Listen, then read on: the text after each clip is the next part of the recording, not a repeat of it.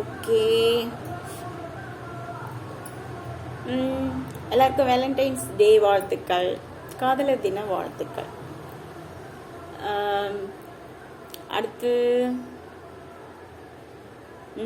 காலையில் ஒரு ஒரு குட்டி பையன் பார்த்தேன். அவர் குட்டி பொம்மி வயசு தான் இருக்கும், அது குட்டி தான். அது என்னில் பாதி வயசு இருக்கும். அப்போ அது குட்டி தானே. அந்த குட்டி பிள்ளை என்ன சொல்லிச்சுன்னா, ஹாப்பி வேலண்டைன்ஸ் டேக்கான்னுச்சு. எனக்கு ஆள் இல்லைடா சொன்னேன். ஒரு பாய் ஃப்ரெண்டும் பிடிச்சி கொடுத்துட்டு அதுக்கப்புறம் விஷ் பண்ணிடான்னா, யூடியூப்பில் தான் நிறைய பேர் உஷார் பண்ணலாமேக்கா அப்படின்னுச்சு. நிறைய பேர் உஷார் பண்ணுறது காதல் இல்லை. ஒருத்தங்களை உஷார் பண்ணி அவங்க அவ்வளோதான், திருப்தி, போதும், இந்த ஒருத்தங்களே எனக்கு போதும், இதுக்கு மேலே என் வாழ்க்கையில் இன்னொருத்தங்க வர வேண்டாம் அப்படிங்கிற மாதிரியான, அப்படி தனியாக பயணம் பண்ணால் கூட என்னால் தனியாக இருக்க முடியும். அந்த அந்த ஞாபகங்கள் என்னை காப்பாற்றும். அந்த அளவுக்கு ட்ரூ லவ் கொடுத்த அந்த லவ் என்னை வழி நடத்தும். அந்த மாதிரி இருந்தால் தான் அதுதான் லவ்.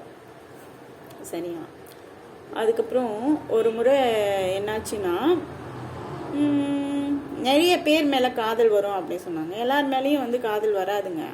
யாராச்சும் ஒருத்தங்க மேலே வரும். அது நம்ம தவற விட்டுரும். இப்போ அது எப்படி செக்ஸ் பண்ணணும் அப்படிங்கிற அந்த உந்துதல், அந்த வேட்கை, அதுவே காதல் அப்படின்னு சொல்லிடுறாங்க. அது அப்படி கிடையாது. இப்போது செக்ஸ் பண்ணணுன்னாவே, ஒரு பொண்ணு பிடிச்சிருக்கு, அந்த பொண்ணு கூட செக்ஸ் வச்சுக்கணும் அப்படின்னு சொன்னாவே, நான் உன்னை லவ் பண்ணுறேன் அப்படி தான் சொல்கிறாங்க. அதோட மறைமுக அர்த்தம் என்னென்னா, நீயும் நானும் கலவியில் ஈடுபடணும், அதுக்கு நீ உன்னோட பர்மிஷன் வேணும், அதுதான் அதை ஊர் சுற்றணும், அதுக்கும் பர்மிஷன் வேணும் அப்படிங்கிறது தான் அர்த்தம். ஸோ அது காதல் இல்லை. ஒன்ஸ் அப்பான் ஏ டைம் இந்த காதல் கதைகள்லாம் கேட்டு ஒருத்தர் மேலே எனக்கு காதல் வந்துச்சு. அவர் மேலே வரல, அவரோட காதல் மேலே எனக்கு காதல் வந்துச்சு. அதுதான் உண்மை. எப்படியும் ஒரு பொண்ணை லவ் பண்ணுவாங்களா, இந்த மாதிரியும் கதை எழுதுவாங்களா, அந்த மாதிரி இவ்வளோ லவ் ஃபீல் ஒரு பொண்ணு மேலே ஒரு ஆணால் வைக்க முடியுமா, அந்த மாதிரியெல்லாம் யோசித்து அது வந்துச்சு. அப்புறம் காலப்போக்கில் எனக்கே புரிஞ்சுது. ஏன்னா அந்த காதல் தான் எனக்கு பிடிச்சதே தவிர அந்த நபரை பிடிக்கல. ஏன்னா அவரோட மைண்ட்குள்ளே நான் காதலி இல்லைல்ல. யாரோட மைண்டில் நான் காதலியாக இருக்கேனோ, யார் எனக்காக தவிக்கிறாங்களோ, யார் ஐயோ இவன் என் வாழ்க்கையில் இல்லைன்னா என்னால் இருக்க முடியாது, என்னால் வாழ முடியாது, ஏதாச்சும் ஒரு ரூபத்தில் என் கூட இருந்துரு, நீ என்னை விட்டுட்டு போயிடாத, அந்த மாதிரி யாராச்சும் ஒருத்தங்க சொல்லுவாங்கல்ல, அவங்க தான் என்னுடையவங்களாக இருக்க முடியும். என்கிட்ட ப்ரப்போஸ் பண்ணவங்களாம் செம்ம காண்டாகிற மாதிரி தான் ப்ரப்போஸ் பண்ணாங்க. ஒருத்தங்க ஒன்ஸ் அப்பான் ஏ டைம், இப்போல்லாம் எதுவும் இல்லை எனக்கு காதல்லாம். ஒருத்தன் என்னென்னா போர்டில் அது என் பேரே இல்லை, லலிதா ஐ லவ் யூ அப்படின்ட்டு போட்டு போனான். அதுக்கப்புறம் அது 8th படிக்கும்போது அதுக்கப்புறம் அது புட்டுக்குச்சின்னா அது லவ்வா என்னன்னே தெரியல. பேசுவோம். அந்த ஒரு முறை லலிதா ஐ லவ் யூன்னு எழுதுனதோட அவன் போயிட்டான். அவனே தான் அந்த புனைப்பெயரை எனக்கு வச்சதே. ஏன்னா அவனுக்கு ஜெயலலிதா பிடிக்கும் போல், அதனால் அந்த பேரை எனக்கு வச்சுட்டான். அது போச்சா. அதுக்கப்புறம் இன்னொருத்தன் என்னென்னா பாலாஜின்னு சொல்லிட்டு மயிலாடுதுறையில், அவங்க அப்பா செங்கத்தில் இபி டிபார்ட்மெண்ட்டில் ஒர்க் பண்ணிட்டு இருந்தார். அவர் இறந்து போயிட்டார். அதுக்கப்புறம் அவரோட வேலை அவருக்கு கிடைச்சிது.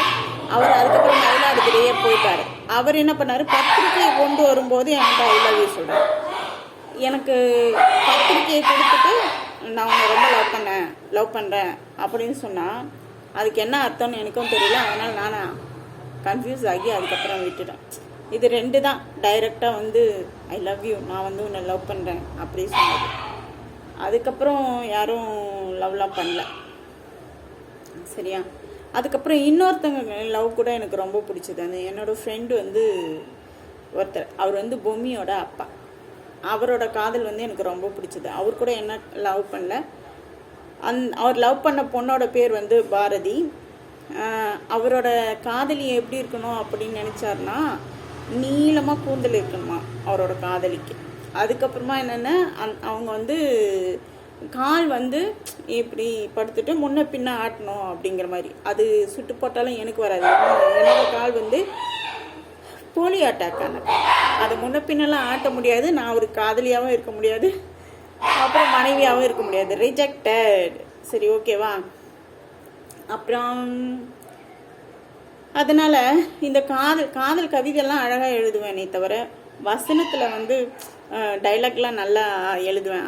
இப்படி காதலிச்சாங்க, அப்படி காதலிச்சாங்க, இப்படி ட்ரூவாக இருக்கணும், இப்படிலாம் இருக்கணும், அப்படிலாம் வந்து நான் எழுதுவேனே தவிர உண்மையிலே என்னையும் உண்மையாக யாரும் காதலிச்சதில்லை. எனக்கும் காதல் பண்ணுறதுக்கு சுத்து போட்டாலும் வரல. அதுதான் உண்மை. காதல்லாம் எழுத்தோடவே முடிஞ்சிச்சு. ரியாலிட்டியில யாரையும் லவ் பண்ண முடியல. அது அந்த காதல் அப்படிங்கிற அந்த உணர்வுக்குள்ளே, அந்த காதல் அப்படிங்கிற அந்த உணர்வுக்குள்ளே யாருமே போதும்டா, திருப்தியாக என்னை லவ் பண்ணிட்டாங்க, அவன் போதும், அப்படியே இப்போயே அவன் மடியிலே படுத்து செத்துடலாம் அப்படிங்கிற மாதிரி வந்து அந்த காதல்ங்கிற அந்த ஒரு விஷயத்தில் யாருமே வந்து இல்லை. ஸோ அதனால் காதல்னா நிறைய ஃபிகர் உஷார் பண்ணுறதில்ல, ஒரு ஃபிகரை உஷார் பண்ணி அந்த ஒரு ஃபிகரோட கடைசி வரைக்கும் ட்ராவல் பண்ணுறது அப்படின்னு சொல்லிட்டு உங்கள் சின்ன பசங்கக்கிட்ட, இப்போ இருக்கிற வாலிப பிள்ளைங்கக்கிட்ட சொல்லுங்கள். ஏன்னா இப்போ இருக்கவங்களாம் என்ன நினைக்கிறாங்கன்னா, நிறைய உஷார் பண்ணுறது, கழட்டி விட்டுறது, அதுதான் லவ்ஸு அப்படின்ட்டு நினைக்கிறாங்க. அவ்வளோதான். இன்னைக்கு அதுதான் பேசுறதுக்கு வந்தேன். பாய்.